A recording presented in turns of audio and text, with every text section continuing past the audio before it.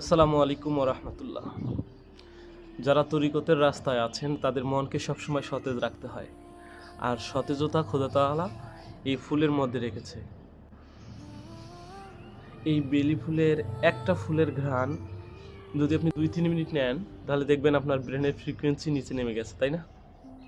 তো যখন আপনার ব্রেনের ফ্রিকোয়েন্সি নিচে নেমে যাবে, আপনার আমলে ইবাদতে মনের স্থিরতা বৃদ্ধি পাবে।